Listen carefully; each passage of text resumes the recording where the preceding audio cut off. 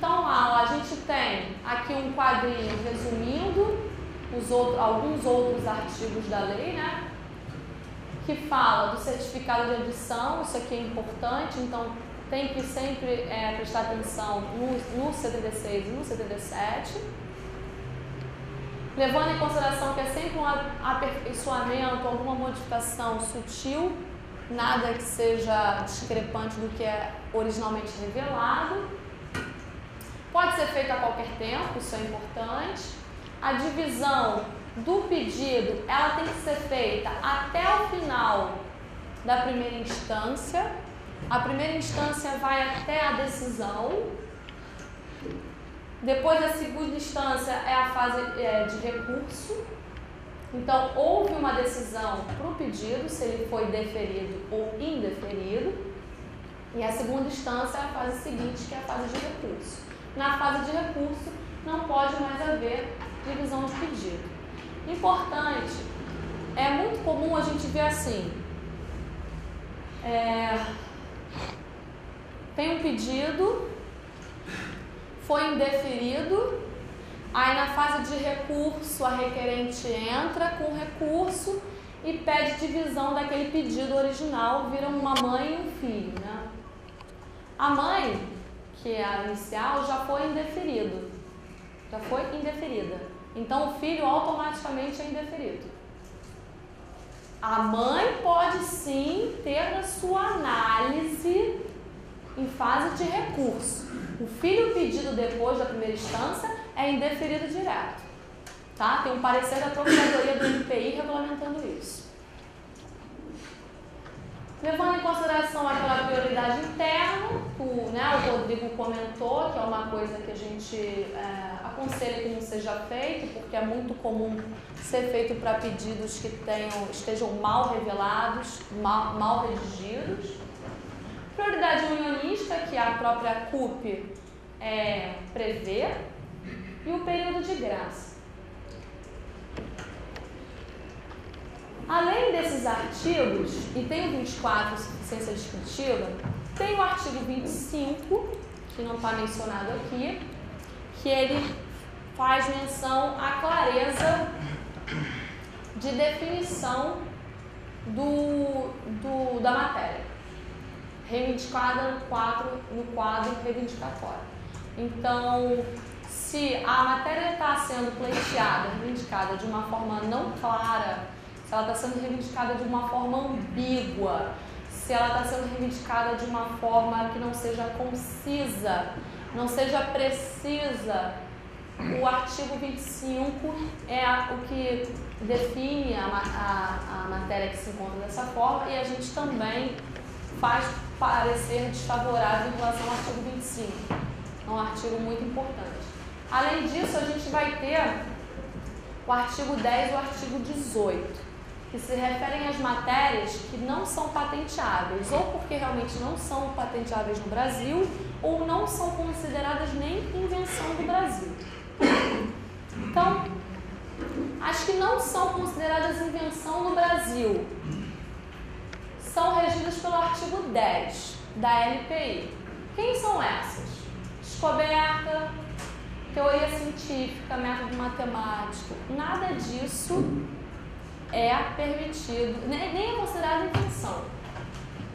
Então, não é patenteado. Concepções puramente abstratas, a ideia lá que o colega aqui mencionou. A gente vê muito pesquisador brasileiro fazendo publicação de ideia. Ideia não é patenteável.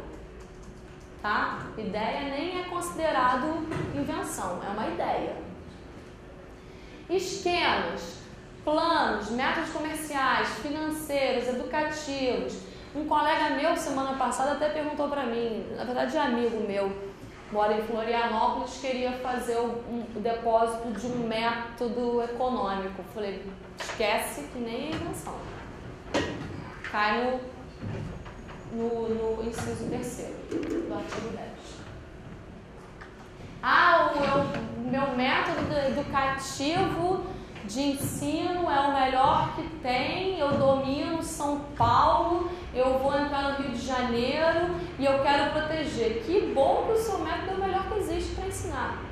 Não vai ganhar, nem é considerado invenção, tá? Então, isso aqui nem invenção é.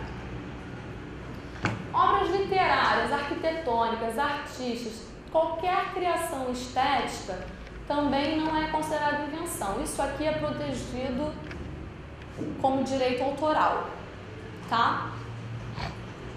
A não ser que, por exemplo, eu sou uma profissional de tecelagem e aí eu faço todo um trabalho estético de tecelagem, a minha malha é linda, a cor fica ótima, isso é trabalho artístico. Eu posso ter uma proteção como o direito de autor daquilo.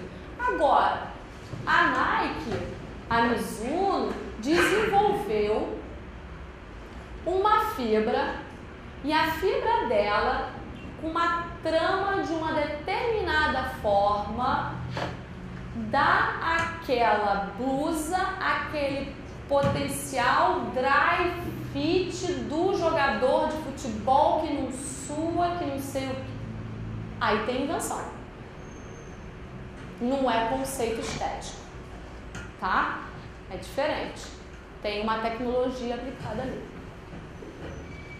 Programa de computador também não é permitido pelo artigo 10, mas está tendo uma discussão que parece que em breve isso aqui poderá ser protegido.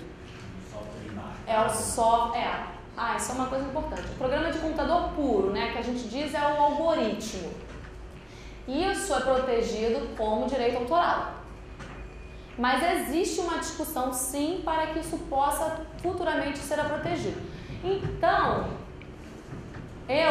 se sou da área, eu peço. O máximo que eu vou levar é o não, que já é garantido.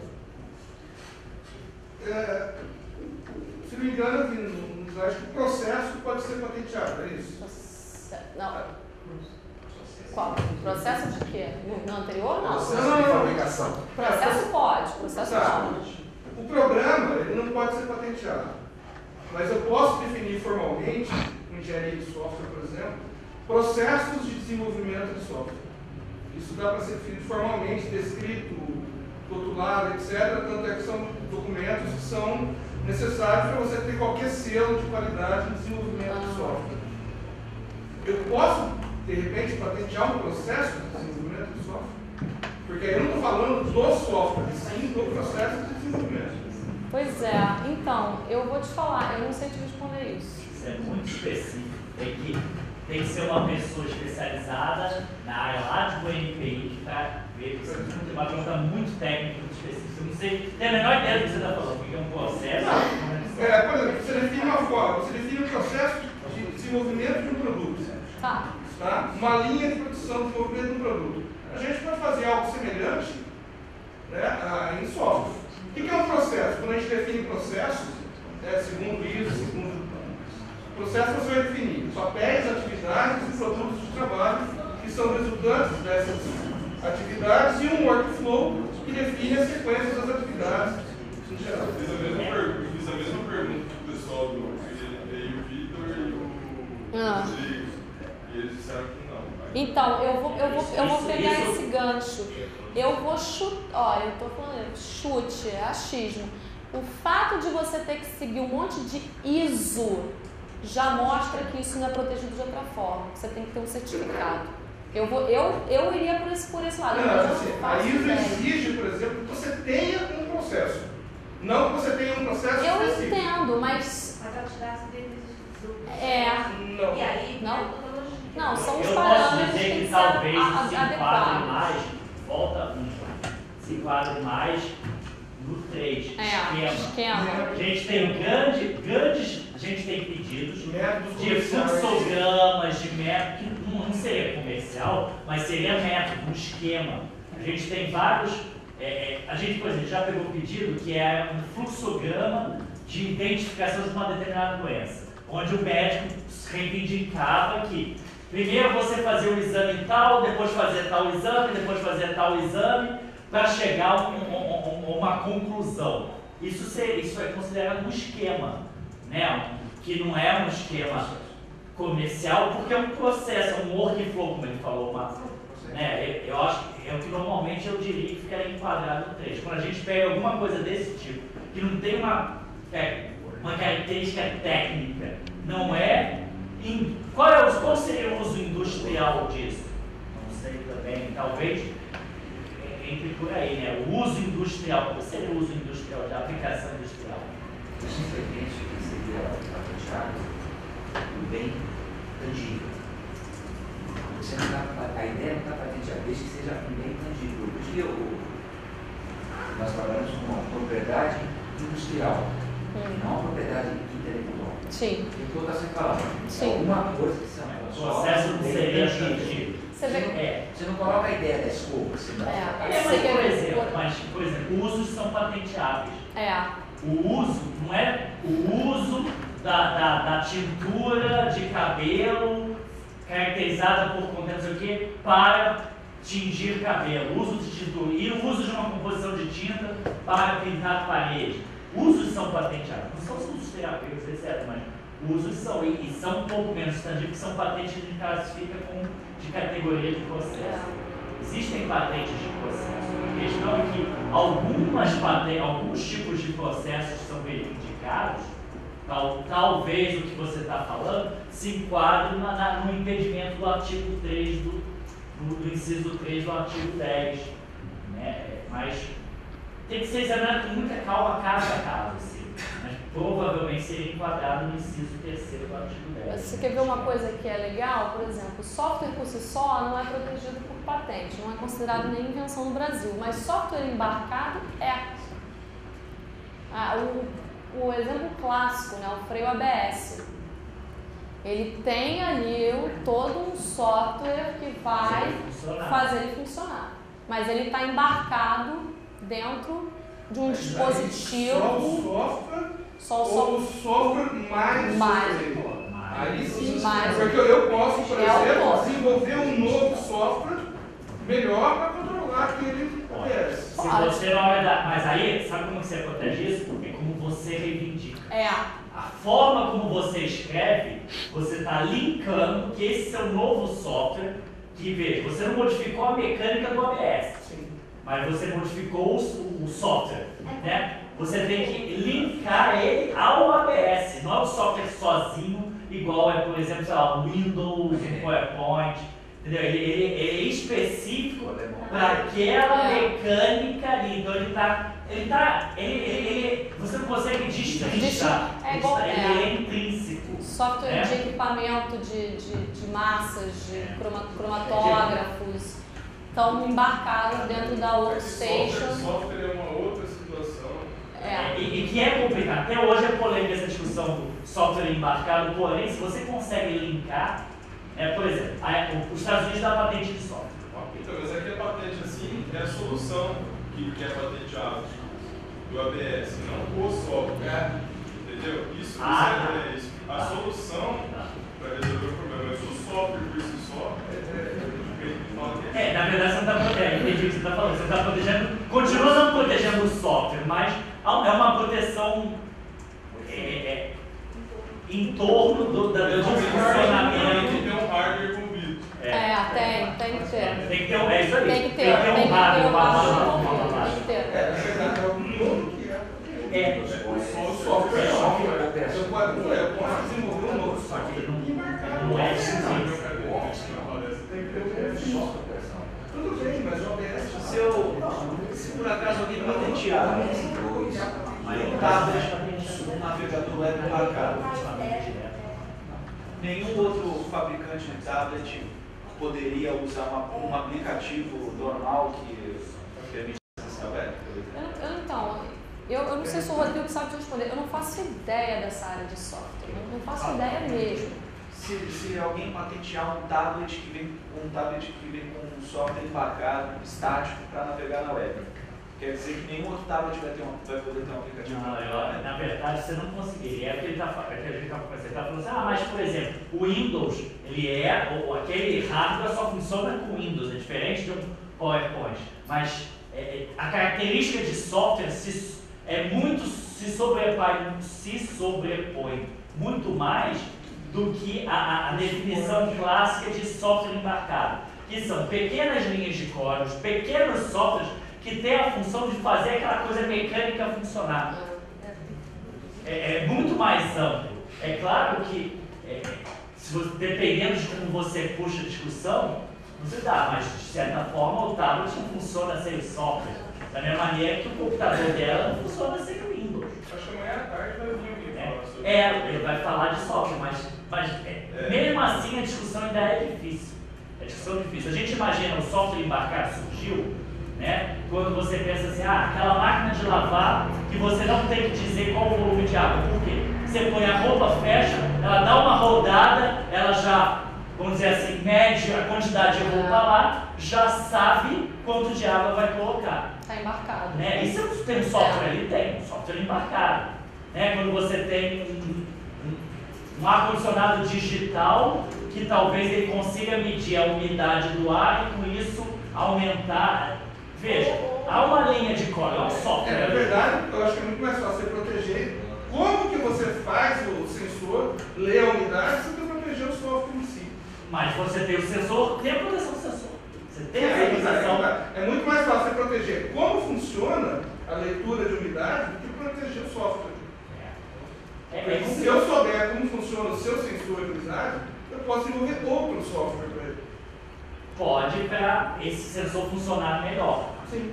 Mas ele é um software embarcado, que só funciona naquele sensor que você sabe a intrínseca ali do mecanismo do sensor. O problema, Rodrigo, é que quem é da área de informática, acho que o sonho de todo mundo é patentear um software. Isso não dá. Sai pedindo, cara. Mas olha, é uma polêmica muito grande. A Europa ficou anos discutindo e no final decidiu não dar patente para software. Porque se você parar para pensar, um direito autoral de um software, 50 anos, 70 anos, nossa, né? O Windows, quando acabou o direito autoral do Windows 3.1, né? Aquele Windows velhão, já é uma discussão quase interminável.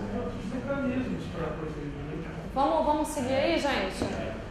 O inciso 6 diz que também não são consideradas nem invenções, apresentações de informação, palestra, enfim, qualquer coisa, né?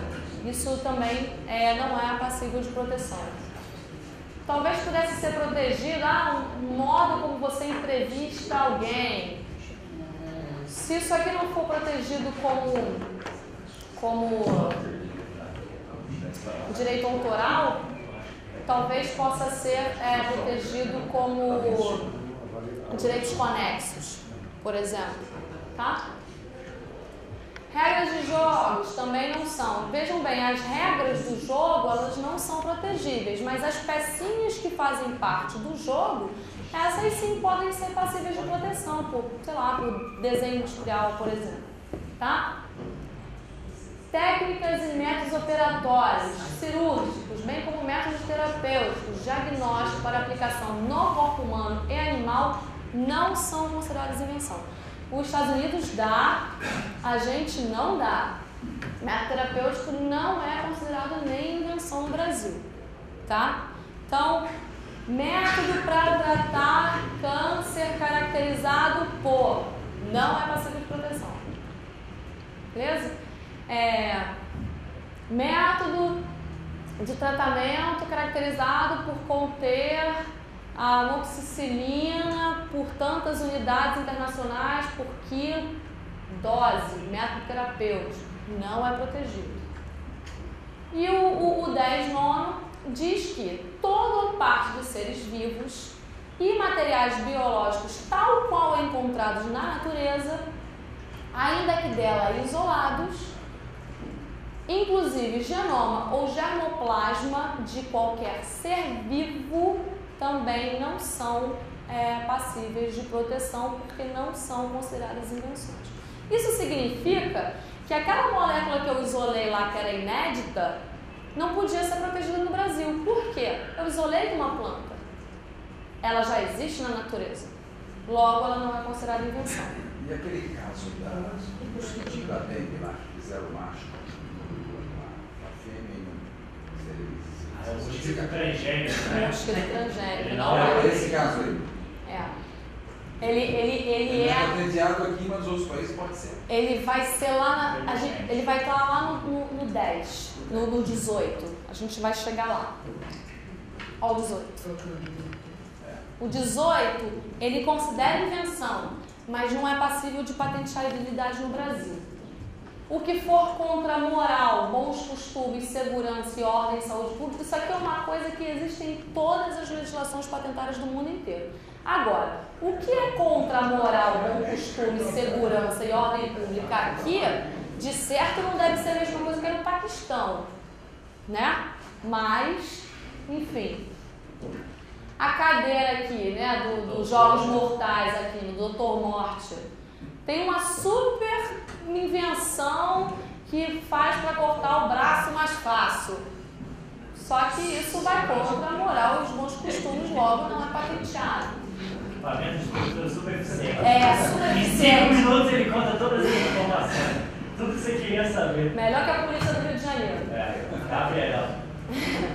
Matérias relativas à transformação de nucleotônicos também não são passíveis de proteção, tá? E olha lá, ó, todo ou parte de ser vivo transgênico, exceto os micro-organismos. E aí o que o parágrafo único diz? Quem são os micro-organismos?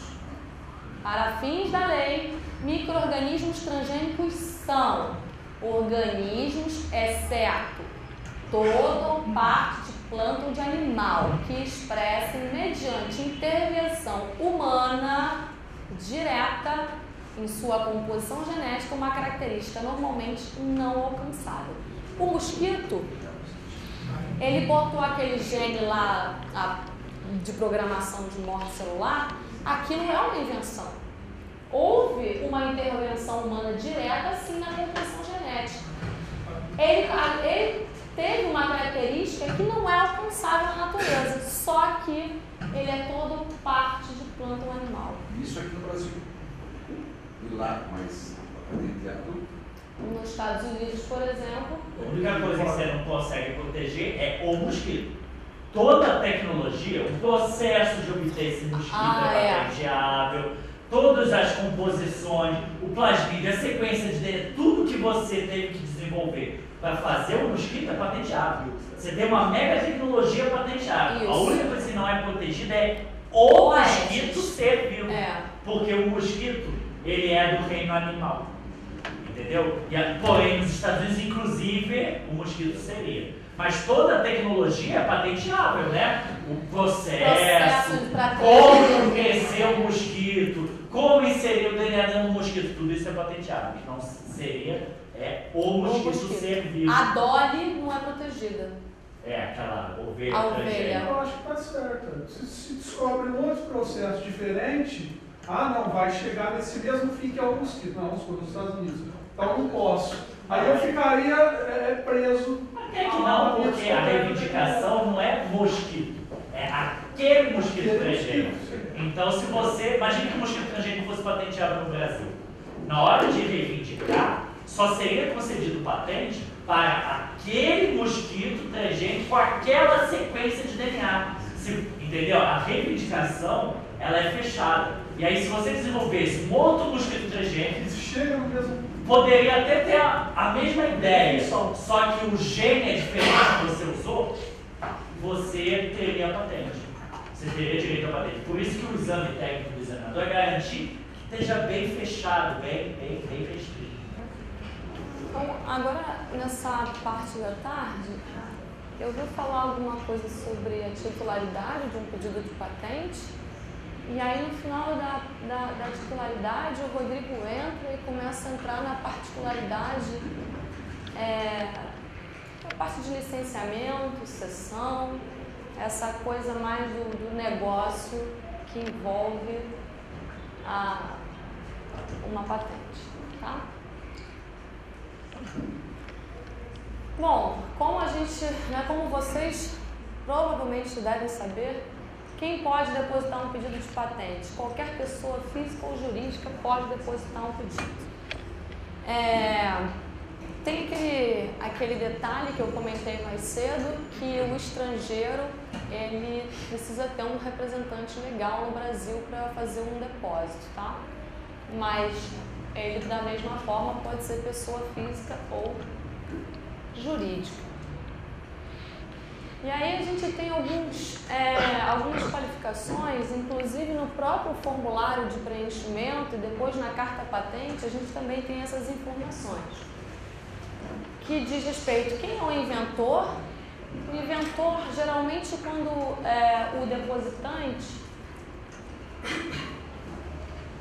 Quando geralmente o depositante é pessoa física, quando o depositante é pessoa física, geralmente é a mesma figura do inventor.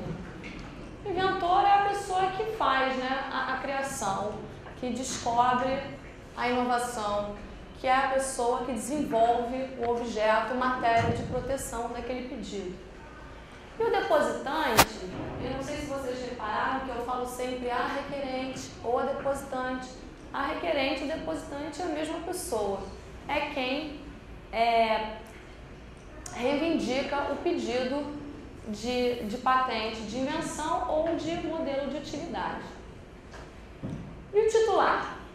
O titular, ele é o proprietário da invenção ou do modelo de utilidade. Ele é o proprietário da patente em si. É aquele em nome do qual a patente é concedida e possui o direito de instruir os terceiros. Geralmente, quando a gente fala de companhias multinacionais, as realmente grandes, o titular é o mesmo depositante. É também comum a gente, no decorrer da análise de um pedido, a gente pegar a alteração de titularidade que é proveniente de um processo de algum trâmite comercial entre duas partes. Isso é muito comum, a gente vê isso de duas formas, quando o titular não é o mesmo depositante no final. Ou quando você tem uma microempresa que acaba fazendo uma negociação com uma macro, e aí tem uma alteração da titularidade, mas é muito comum, essas companhias multinacionais, elas pertencem a holdings, né? E aí você tem a Bayer não sei o que, Bayer não sei o que, Bayer, e aí uma Bayer vai passando para outra e vai trocando a titularidade. É uma loucura. Mas enfim, o titular é o cara que no final detém o direito da patente, tá? A titularidade ela está prevista no artigo 6º da Lei de Propriedade Industrial, que é um direito do autor da invenção, desde que atenda a todas aquelas condições para patenteabilidade. E aí, lembrando, novidade, artigo 11, atividade inventiva, o 13, e aplicação industrial, o 15, tá? Essas são as condições básicas de patenteamento. E a titularidade pode ser, como eu comentei, o próprio inventor, que é o autor da invenção. Lembra que eu comentei também que a patente é um bem? Então, os herdeiros ou sucessores do autor também herdam o bem. Cessionários também. Se eu sou a cedente, alguém vai ter a cessão daquela patente e ela vai possuir agora a titularidade. E outros que são determinados por lei. Ou os contratos, né? Isso é bem comum. Bem comum. E dependendo como for, o INPI pode ser solicitado um serviço pelo INPI para que ele dê uma olhada no contrato. Às vezes o INPI, solicitando esse tipo de serviço, aí é a parte de contratos do INPI que não está sujeita à DIRPA, não, porque vamos por partes. Nós somos examinadores de patentes, nós fazemos a análise técnica substantiva da matéria, se ela tem condições de ser patenteável ou não. Nós pertencemos à diretoria de patentes, mas existe uma outra diretoria que que é responsável pela gestão de contratos. Então, o usuário pode solicitar que o NPI faça uma análise de um contrato também. E o NPI pode fazer algum tipo de análise e ver se tem alguma parte que está sendo lesada ou não naquele contrato. Como? Ele, de uma forma, lógico que, né, sem ser aprofundada, ele mensura a parte tangível e intangível da invenção e aí fala, olha, você provavelmente vai sofrer uma perda se você manter o contrato dessa forma, tá? Então, só uma observação. Então, a titularidade é dada de acordo com o que um contrato, por exemplo, pode prever. No caso, como a gente tinha conversado mais cedo, de múltiplos inventores, ela pode ser requerida por todos ou qualquer deles mediante nomeação e qualificação dos demais inventores. Então, se eu faço parte de um grupo de pesquisa e eu participei da invenção, do desenvolvimento daquela tecnologia e eu por algum motivo fui excluída, eu posso sim entrar reivindicando o meu direito de participar da titularidade, porque eu também fiz parte daquele conhecimento, para adquirir aquele conhecimento, tá? E aí, como o colega tinha falado lá pra gente, além da lei de inovação, se diz que tinha um decreto também, né? Que fala dessa parte de múltiplos inventores. E o que o parágrafo 1º do artigo 6º fala? Ele fala sobre a presunção de legitimidade. Como eu mencionei, o INPI ele não vai fiscalizar se a informação dada pelo depositante ela é verídica ou não. É ônus do depositante arcar com aquela informação. Então, a gente parte do princípio que a pessoa que deu entrada no pedido de patente como titular, ela possui sim a legitimidade daquele direito, salvo prova em contrário, tá?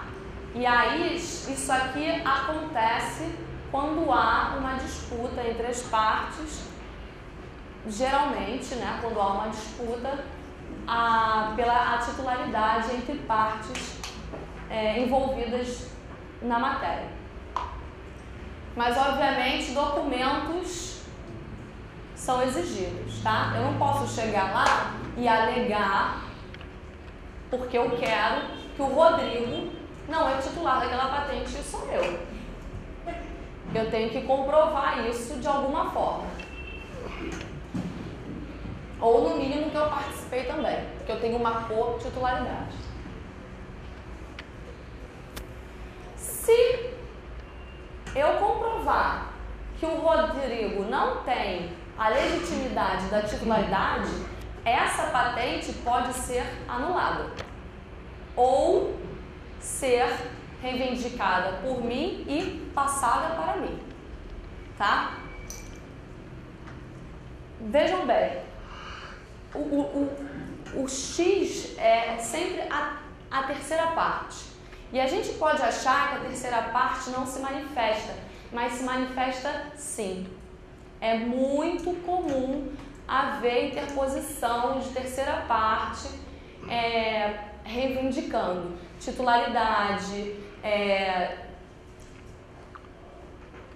invenção, realmente que houve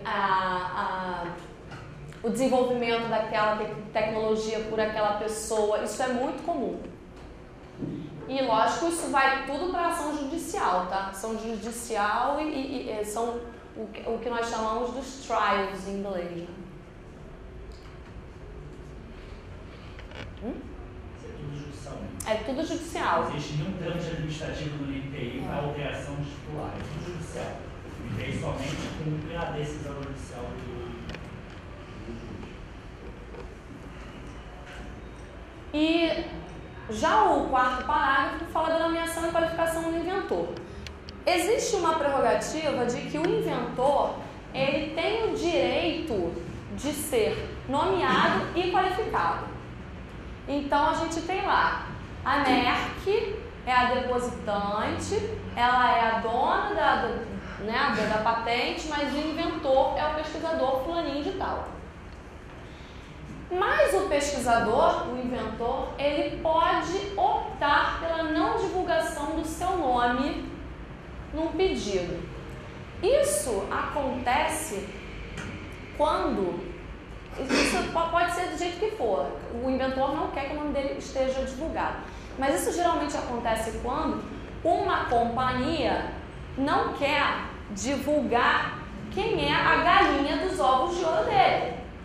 Se aquele cara tem a expertise naquele ponto de fabricar aquele anel de 4 membros para dar um Taxol, que tem 30 japoneses trabalhando para tentar fazer aquela síntese, e ele não quiser divulgar, o inventor, lógico, um contrato com a empresa dele, pode falar, não divulga meu nome, se eu sou a galinha dos seus ovos de ouro.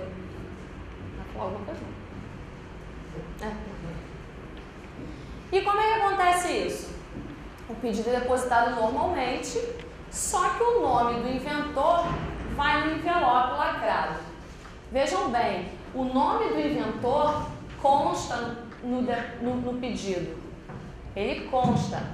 É necessário que o inventor seja nomeado e qualificado, mas ele pode ser não divulgado.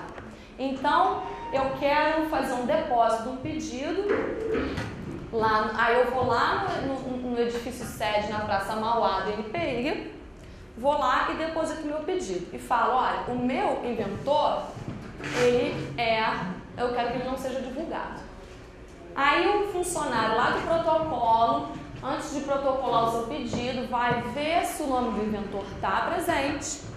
Ele vai pegar aquela folha que contém o nome do inventor, vai botar num envelope, vai lacrar e ninguém nunca mais vai abrir aquele envelope.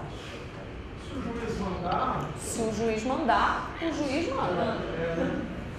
Só é aberto por terceiros que judicialmente consigam mandar para verificar. Por isso que o nome tem que estar lá. Isso.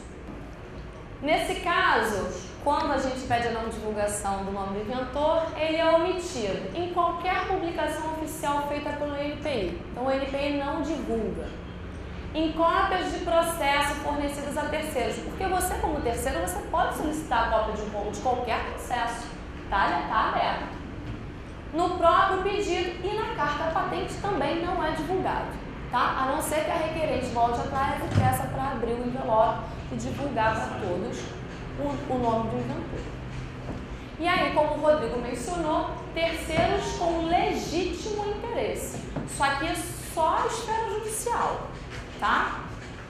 E é lógico, sempre com compromisso de não divulgar essa informação além do necessário. Tranquilinho? O anonimato não afeta o direito dos inventores, porque isso aí já é acertado antes, né? Tudo via contratual. Mas, no entanto, não pode atingir o requerente e posterior titular da carta patente. Tá? Porque a requerente, o depositante e o titular são públicos. Eu não posso deixar de saber quem é o detentor daquela carta patente. A única brecha é para a não divulgação do nome do inventor, tá? E aí aqui você faz a solicitação no formulário 1.01, baseado no ato normativo, tá?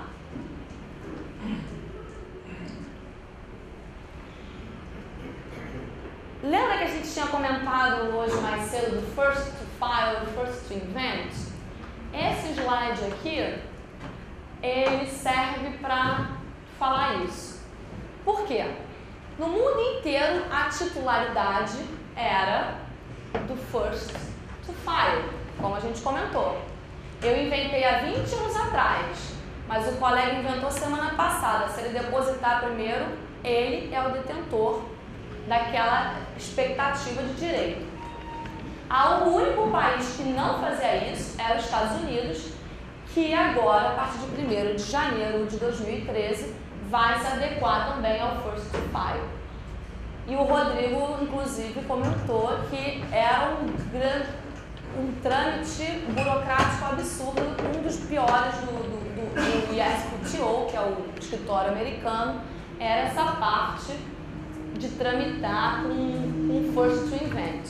Porque vinha lá o cara e falava, não, o meu caderno de protocolo, quando eu fazia iniciação científica em 1986, tinha isso. Imagina só que loucura. O maior mercado mundial, com o maior número de depósitos, maior tudo, com esse tipo de problema. Tá? Então, esse First to Invent morreu e a partir de 2013, todo mundo parte do First to File.